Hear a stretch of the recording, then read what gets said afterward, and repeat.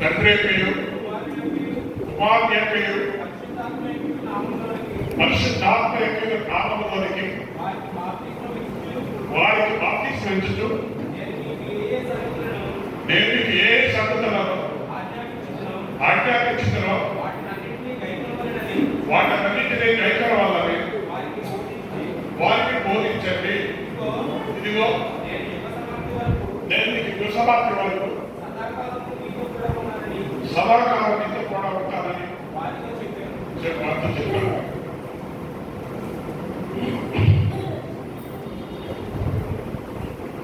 ఈరోజు ఒక ముఖ్యమైనటువంటి అంశం మీ ముందు పెట్టాలనుకుంటాను. ఈ కొద్దిసేపు మీరు వాక్యాన్ని జాగ్రత్తగా వినాలని నేను కోరుతున్నాను. ఇది యేసుక్రీస్తు చివరిగా ఇచ్చిన ఆజ్ఞ. ఈ ఆజ్ఞలో ఏమంటుందంటే, మీరు వెళ్ళి తండ్రి ఉపాధి పరిశుద్ధాత్మకరణంలో బాప్తిస్మమిచ్చి సమస్త జనులను మీరు శిష్యులుగా చేయండి. ఆ శిష్యులుగా అయినటువంటి వారిని అన్ని విషయాల్లో నా ఆజ్ఞలు కైకొనాలని, నేను చెప్పిన వాటికి విజయత చూపించాలని మీరు చెప్పండి, వారికి బోధించండి. ఇది ఒక ప్రాథమికమైనటువంటి దేవుడు ఒక పిలుపు అని చెప్పాలి. ఈ పిలుపు సేవకరమైన పిలుపు కాదు. ఈ పిలుపు లేకపోతే మరి ఏదైనా ఒక కార్యం చేయడానికి పిలుపు కాదు. మీరు సువార్త ప్రకటించినప్పుడు ప్రజలందరిలో కూడా అలాంటి యేసుక్రీస్తు నమ్మిన వారిని మీరు శిష్యులుగా చేయాలి. శిష్యులుగా చేయాలి. శిష్యులుగా చేసి వారికి అన్ని విషయాల్లో విధేయత చూపించమని చెప్పండి. బోధించిన వాటిని మీరు విధేయత చూపించాలి. ఇది ప్రాథమికమైనటువంటి ఏమంటే ప్రైమరీ కాలింగ్, డిసైపుల్షిప్, శిష్యరికం అనేది. మనం ఈ మాట శిష్యరికం అనే మాట విన్నప్పుడు మనం ఏమనుకుంటామంటే యేసు ప్రభు 12 మంది శిష్యులు ఇచ్చాడు అని. ఇది వారికి సంబంధించిందేమో. కానీ ఆయన ఏమంటాడంటే సమస్త జనులను శిష్యులుగా చేయండి. ఈరోజు ఈ ప్రపంచ జనాభా 800 కోట్ల మంది, 800 crores ఆఫ్ పీపుల్, 800 కోట్ల మంది జనాభా ఉన్నారు. అందులో దాదాపు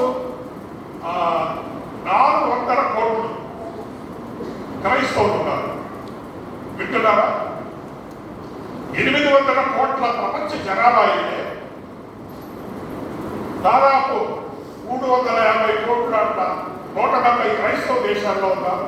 ఇంకొక 50 కోట్లు మంది ఏదో మన ఇండియాలో లేకపోతే వేరే ఇతర దేశాలన్నింటిలో కూడా క్రైస్తవులు ఉన్నారు. కాబట్టి అవన్నీ వల్ల దగ్గర వేసుకుంటే దాదాపు 400 కోట్ల మంది క్రైస్తవులు. అంటే ప్రపంచ జనాభాలో సగం మంది ఎవరున్నారు? క్రైస్తవులు ఉన్నారు. కానీ ఆయన ఏమంటాడంటే ఈ 400 కోట్ల మంది ప్రజల్ని శిష్యులుగా చేయమంటాడు. సమస్త జనులు శిష్యులుగా చేయగలుగుతారు. ఈ శిష్యులకం అనేది మనం కొంచెం లోతుగా వెళ్తే మనకి అర్థమవుతుంది. గత దినాల్లో నేను మీకు ఒక విషయం చెప్తా ఉండేవాడు. అదేంటంటే మానవ వ్యక్తిత్వంలో 3 అంశాలు ఉంటాయి. ఈ 3 కలిస్తే ఒక మానవ వ్యక్తిత్వం అవుతుంది. అదేంటంటే శరీరము, ప్రాణము, ఆత్మ. శరీరము, ప్రాణము, ఆత్మ.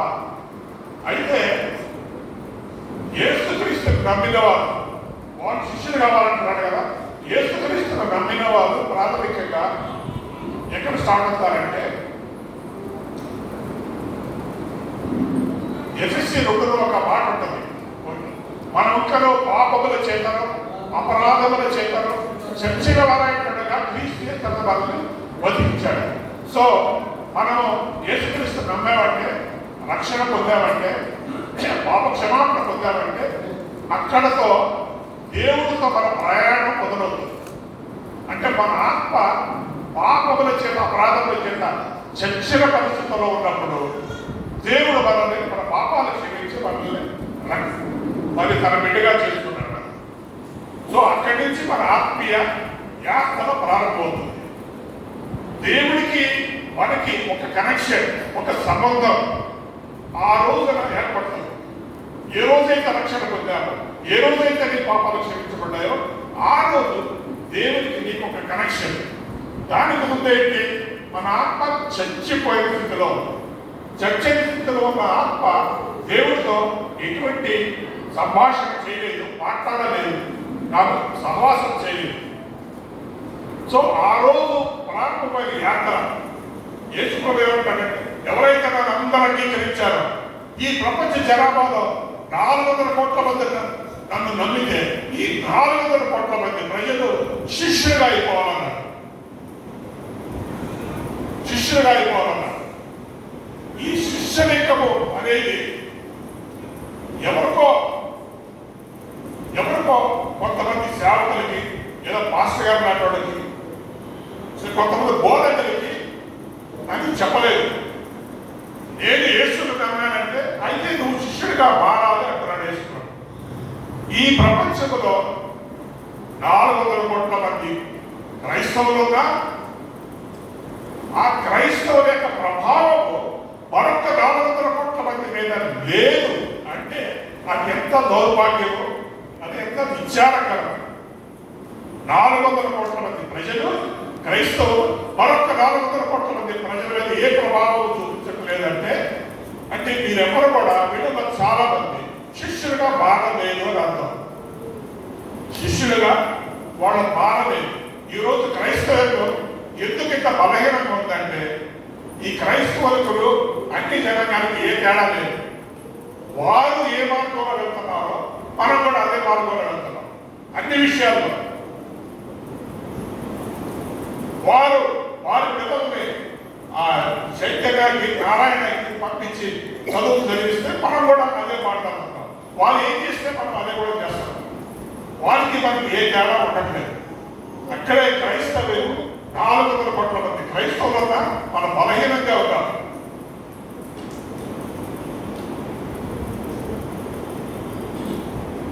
అంటే ఈ శిష్యులు ఎలా ఉండాల్సిన, ప్రతి శిష్యుడు దేవుని ఆత్మదాలు నడిపించబడి దేవుని యొక్క ఆత్మ బలాలు కలిగి ఒక ప్రత్యేకించబడ్డ వ్యక్తిగా, లోకానికి వెలుగుగా, ఉప్పుగా, ఆశీర్వాదకరంగా ఉండాలి.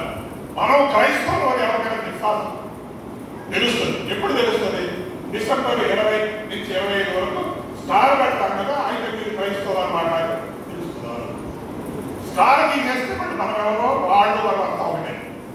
అంటే అంత దౌర్భాగ్యమైన స్థితిలో మన క్రైస్తవ ఆత్మీయ జీవితాల్లోనే ఆత్మ ద్వారా నడిపించబడేటువంటి జీవితంలో ఆత్మ బలాలు కలిగినటువంటి జీవితం. మరి ఒకసారి గలతీయులకు రాసిన పత్రిక 5వ అధ్యాయము 22వ వచనం ఫాస్ట్ చదవండి. ఈ ఆత్మ ఫలాలు అంటే ఈ ఆత్మ ఫలాలు ఎవరికి ఉండాలి? శిష్యులకు ఉండాలి. ఇప్పుడు చూద్దాం అసలు మన జీవితం ఏంటి, శిష్యుల జీవితం ఏంటి, తేడా చెప్పము. అయితే ఆత్మ ఫలమేమనగా ప్రేమ, వారి కదా ప్రేమ, సంతోషము, సమాధానం, దీర్ఘశాంతము, దయాళత్వం, మంచితనం, విశ్వాసం, సాత్వికము, ఆశానిగ్రహం, ఇటువంటి ఈ లక్షణాలన్నీ కూడా ఎవరైతే యేసును ధరించాలనుకున్నారో వాళ్ళలో ప్రేమ ఉండాలి, అసూయ ఉండకూడదు, దీర్ఘశాంతం ఉండాలి, మంచితనం ఉండాలి, దయాళత్వం ఉండాలి. ఒకసారి వాటిని మనం పోల్చుకుంటే మనం ఎక్కడ రావు. నువ్వు సేవగా చేయొచ్చు, ఇంకోటి చేయొచ్చు, కానీ శిష్యుడు ఉండాల్సిన లక్షణాలు అన్ని తీసుకుంటారు.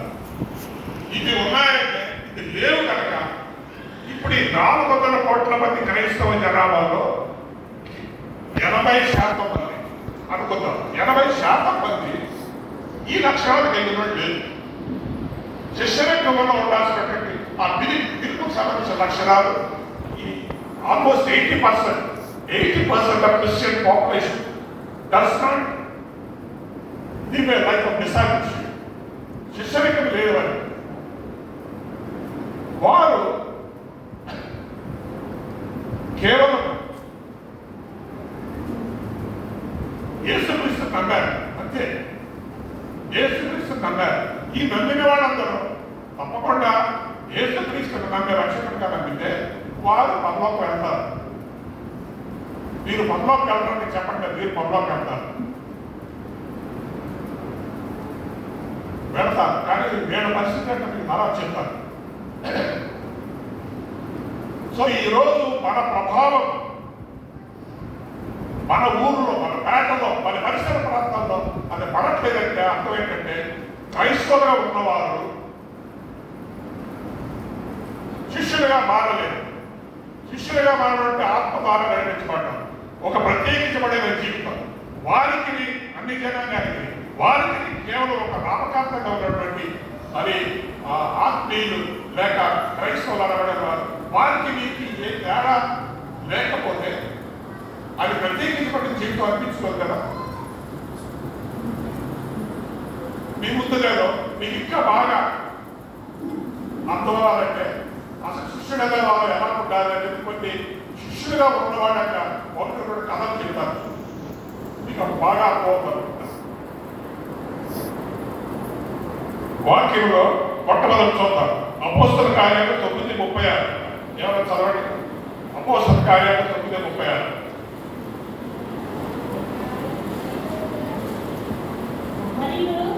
మరియు యొప్పేలో తబితాలో ఒక శిష్యురాలు ఉండేది. ఆమె సత్క్రియలను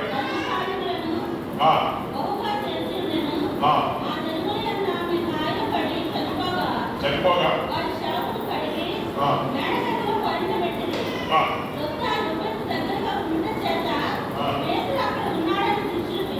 విని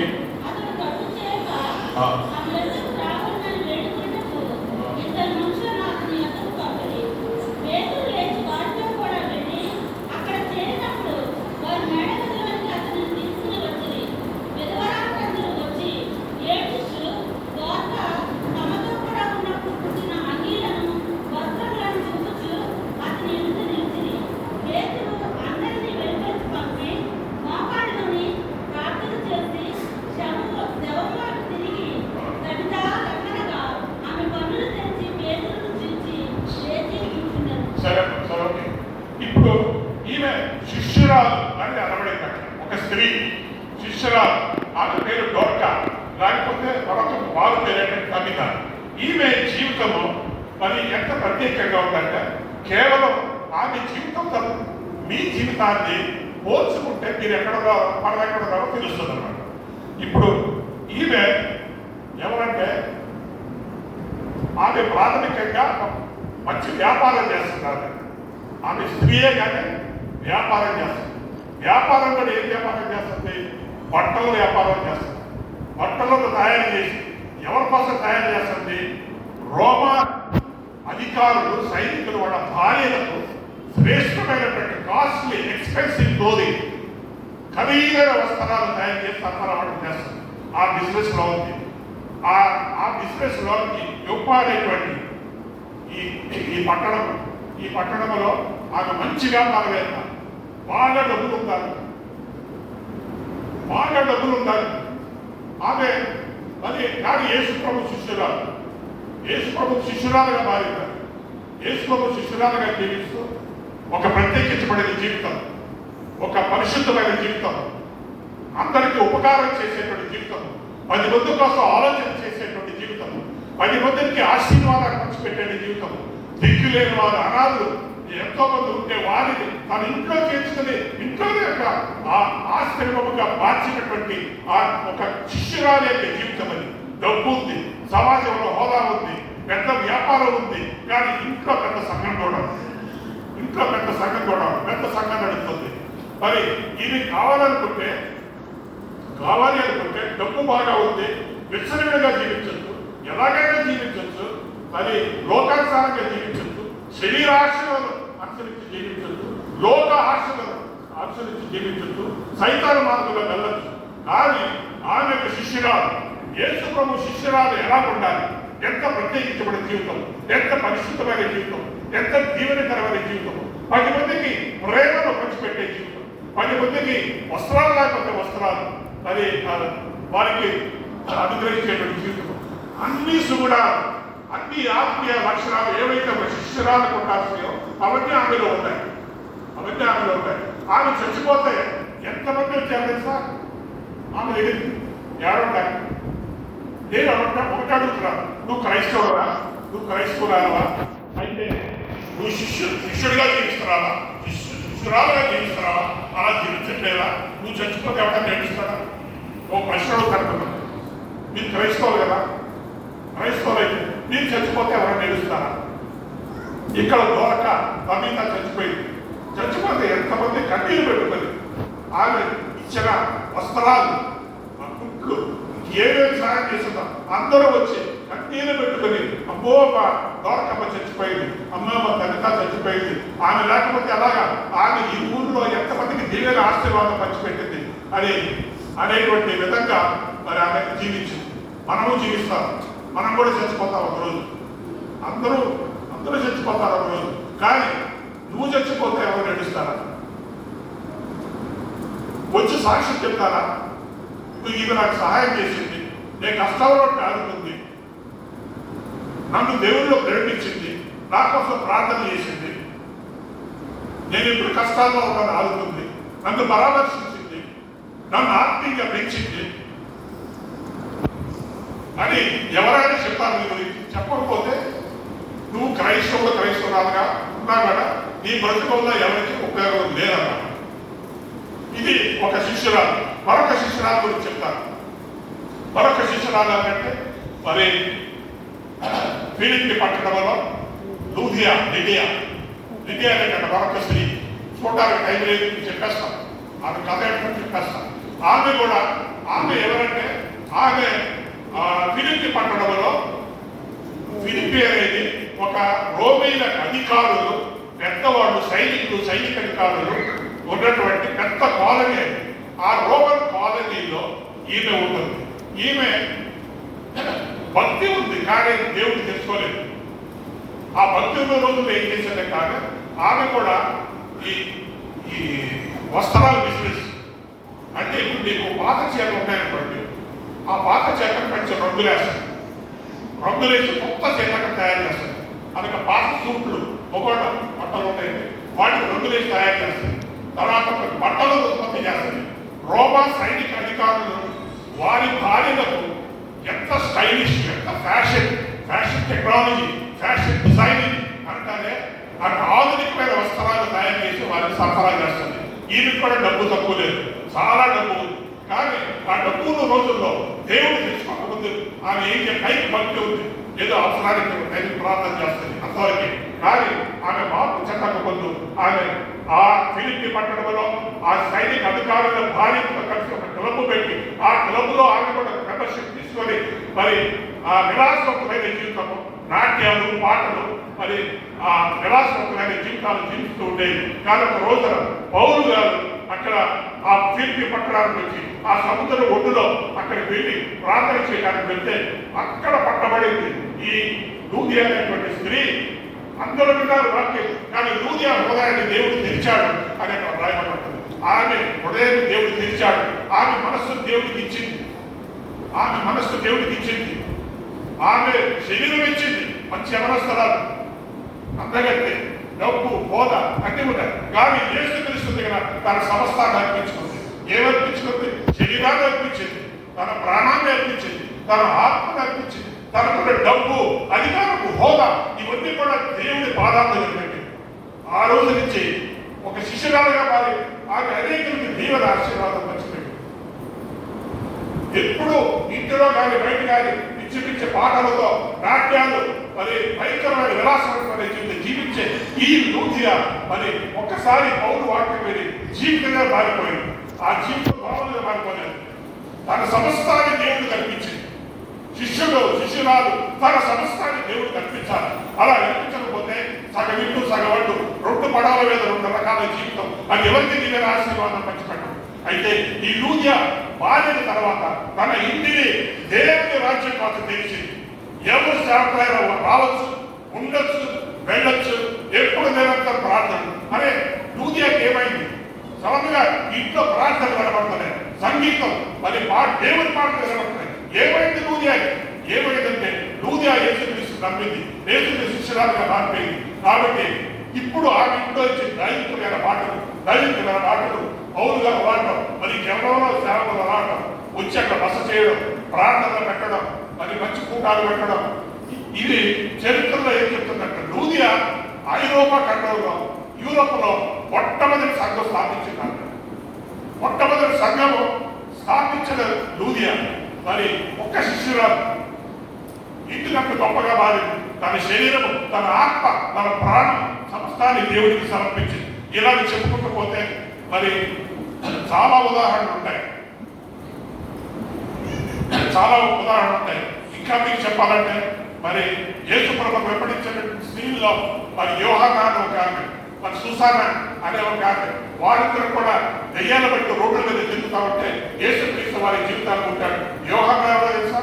హేరోదు మహారాజు ఒక ఇంటిలో మొత్తం మేనేజ్మెంట్, హౌస్ మేనేజ్మెంట్ చేసేటువంటి అధికారి భార్య యోహన్నా. ఆ యోహన్నా మరి ఆమె మరి దయ్యాల బట్టి రోడ్ల మీద ఒక అధికారి భార్య మరి రోడ్ల మీద అలా తిరుగుతూ ఉంటే యేసుక్రీస్తు పట్టాలకు వచ్చి ఆమెను బాగు చేశాడు. ఆమె నుంచి దయ్యాలు వెళ్ళగొట్టాడు. రోడ్ల మీద బట్టలు దాకా సగం బట్టలతో ఉండి తిరిగేది. అలాంటి ఆమె మరి తన పర్వతం పోయింది. ఒక సైనిక మరి హేరోదు స్టూవర్డ్షిప్ అనే భార్య, కానీ యేసుక్రీస్తు వచ్చి వాళ్ళ పరువు నిలబెట్టాడు, వాళ్ళ జీవితాన్ని బాగు చేశాడు. ఎవరు చేయలేని పని యేసుక్రీస్తు చేశాడు. కాబట్టి యోహానా ఏం చేసిందంటే ఈనాటి నుంచి నా సమస్తం, నా శరీరం, నా మనస్సు, నా ప్రాణం, నా జీవితమే యేసు చేతిలో పెడుతున్నారు అని చెప్పి ఆయన చేతిలో పెట్టింది. యేసు ప్రభు 12 మంది శిష్యులతో ఊరు ప్రయాణం చేసి వారికి డబ్బులు ఎక్కడి నుంచి వచ్చాయి, వారికి ఏమో సహాయం చేశారంటే యోహానా చాలా డబ్బులు పంపించేది, వస్తువులు పంపించేది, వారి దేవుడు కూడా పంపించేది. అదే బాటలో నడిచి చూసన్నా కూడా ఆమె కూడా ఒక మంచి శిష్యురాలు. ఆమె కూడా యేసు శిష్యురాలుగా మారకముందు ఆమె సుగంధ ద్రవ్యాలు, స్పైసెస్ బిజినెస్, సుగంధ ద్రవ్యాలు వ్యాపారం చేస్తూ ఉంటారు. డబ్బు పొదవలేదు, కానీ దెయ్యాలు బట్టి ఆమె కూడా ఘోరమైన మరి పతనావస్థకి వెళ్ళినప్పుడు మరి అదే యేసుక్రీస్తు వచ్చాడు, ఆమె జీవితాన్ని ఉంటాడు, బాగు చేశాడు, జీవితానికి అర్థం ఇచ్చాడు, గొప్ప పిలిపించాడు. ఇప్పుడు ఆ దినం నుండి యేసుక్రీస్తు యొక్క బాటలో నడుస్తూ శిష్యురాలు తనకున్న డబ్బు అంతా కూడా దేవుడు రాజ్యం కోసం ఆమె ఖర్చు పెట్టింది. ఆమె యేసుక్రీస్తు యొక్క సువార్త ప్రయాణాలు ఏ పట్టణం ఏ పని మీద ఆమె డబ్బులు పంపిస్తూ ఉండేది. ఆమె వారికి కావాల్సిన వస్తువులు, వస్త్రాలు అన్నీ వారికి పంపిస్తూ ఉండేది. కాబట్టి యేసుక్రీస్తు శిష్యులుగా మారినటువంటి ఇలాంటి వారి జీవితం ఎలా జీవించారు అది నేను మీ ముందు పెట్టరాను. ఎందుకంటే నేను ఎంత పెద్ద పుస్తకమైన చేయొచ్చు, కానీ ఒక శిష్యురాల జీవితం, ఒక శిష్యుడి యొక్క జీవితం ఎలా ఉండాలంటే ఇలాగే ఉండాలి అని చెప్పడానికి నేను మీ ముందు పెట్టాను. ఇప్పుడు నేను మరొక పాయింట్ నేను ముగిస్తాను. యేసు శిష్యులుగా ఉన్నవారు వారి ప్రభావం ఎలా ఉంటుంది ఇతరుల మీద. ఇప్పుడు ఆ ప్రభావం మీరు యేసు ప్రభు యొక్క విశ్వాసంగా ఉన్నారు, శిష్యులుగా లేరా? తేడా ఉంది కదా, తేడా. ఇప్పుడు శిష్యులుగా ఉన్నవాళ్ళు వారి శరీరం, ఆత్మ, ప్రాణం అని దేవుడు కనిపించేవారు.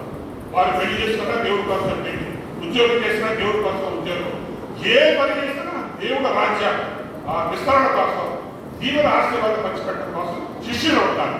అది కాకుండా యేసుక్రీస్తు నమ్మిన వాడు ఉంటారు. ఎవరు చెప్పారు కదా, 400 కోట్ల మంది క్రైస్తవులు దేవుడు నమ్మారంటే, క్రైస్తవులు దేవుడు నమ్మిన వారందరూ కూడా ఎక్కడ కట్టారంటే పంపంటారు. కానీ వారి శరీరం దేవుడు కల్పించలేదు, వారి యొక్క ప్రాణం దేవుడు కల్పించలేదు, వారి ఆత్మ సంపూర్ణంగా దేవుడు కల్పించలేదు. కాబట్టి క్రైస్తవులే కానీ ఎవరికి దీవెనకరంగా, క్రైస్తవులే కానీ ఎవరికి ఆశీర్వాదకరంగా ఉంటారు, ఎవరికి ఆశీర్వాదకరంగా ఉంటారు. వాడు మీరు ఏం చేస్తారంటే నమ్మాను కదా, నాకు పంపకారం ఏమొచ్చింది, పంపకారం వెళ్ళడానికి టికెట్ వచ్చింది, పంపకానికి టికెట్ యేసుక్రీస్తు నమ్మితే చాలు, పంపకం వెళ్ళిపోతాం. కానీ పరలోకంలో ఇప్పుడు మీరు ఈ భూలోకంలో ఉన్నప్పుడు మీ శరీరానుసారమైన కోరికలతో, శరీరానుసారమైనటువంటి భయంకరమైన జీవితం అసూయ, ద్వేషము, కపటము, ఇతరుల పేరు పాటు చేయడం, ఇలాంటి క్రైస్తవులు వంటి చేస్తే శరీరానుసారమైన జీవితం, లోకానుసారమైన జీవితం, సైతాన సంబంధమైన జీవితం, మార్పులో నడుచుకుని ఇష్టానుసారంగా బతికితే మీరు చచ్చిపోతే మీరు దేవుడి దగ్గరికి వెళ్తారు. కానీ మీ పరిస్థితి రావడం ఎలా ఉంటుంది తెలుసా? పర్లోకంలో నేను మా అనంతపురంలో మా చర్చి వాడికి నేను మాట చెప్తా ఉంటాను.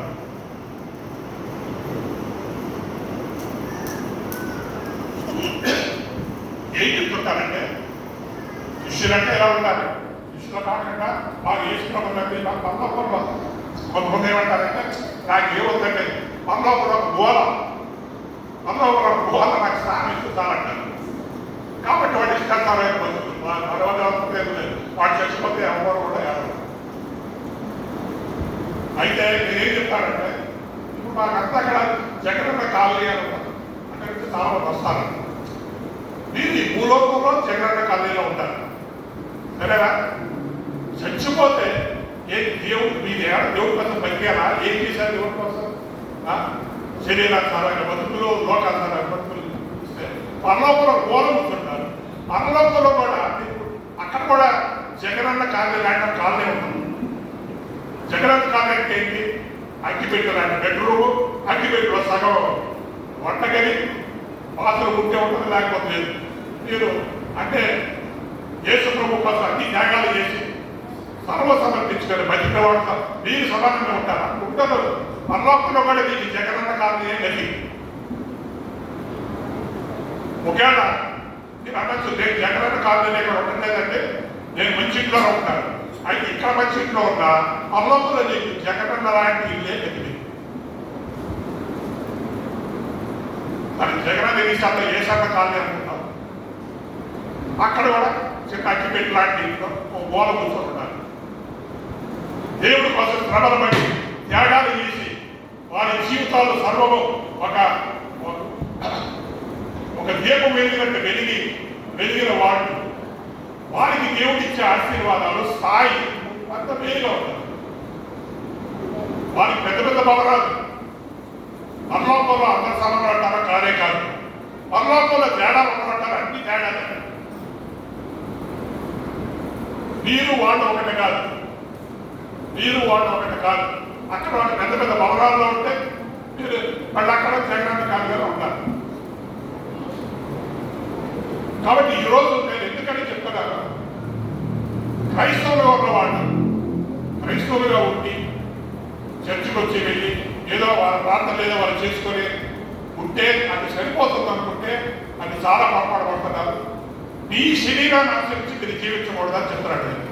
శరీరానుసారమైన జీవితం, ఈ శరీరం ఏం చెప్తే అదే చేయడం. దేవుని బిడ్డలే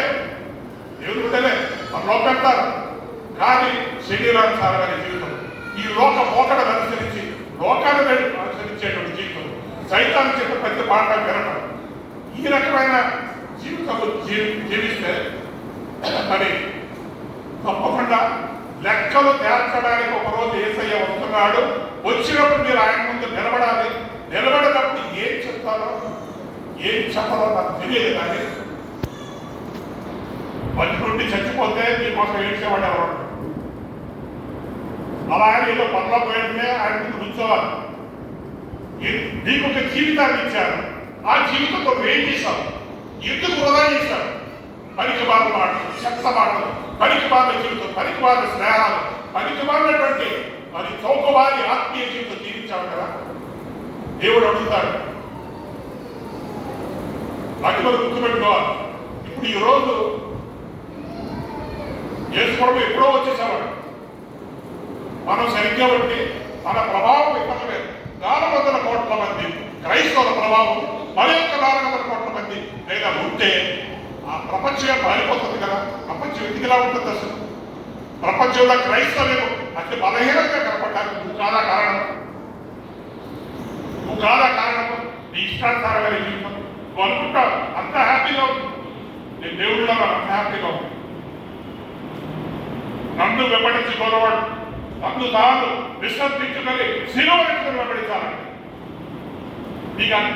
యేసు ప్రభు నమ్ముతారు, నీకు ఏ కష్టాలు లేవు కదా, ఏ బాధలు లేవు కదా, నీకు ఎవరు వ్యతిరేకం కాదు కదా, ఎందుకంటే నువ్వు ఆయన గురించి చెప్పవు, చూపించవు, ఏమీ చేయవు కనుక నీ పరలోకంలో సీటు గ్యారంటీ కాబట్టి అదొక్కటే తృప్తిపడి ఉంటున్నాను. ఇప్పుడు దీనంతటికి దేవుడు లెక్కలు అడగడానికి కానీ యేసయ్య ఏం పడుతున్నాడంటే సమస్త జనులను శిష్యులుగా తెచ్చి శిష్యులైపోవాలి తప్పనిసరి. ఒకటే చెప్తున్నారు, మీరు ఇక్కడ సరదాగా నవ్వుతూ ఉన్నారంటే ఆ పైన ఏడుస్తారు, ఇక్కడ మీరు ఏడ్చారంటే ఆ పైన నవ్వుతారు. అది మీ ఇష్టం. ఏ మార్గంగా శిష్యులుగా ఉంటారో మామూలుగా విశ్వాసంగా ఉంటారో మీకే వదిలేస్తారా. దేవుడు దీవించుతాడు.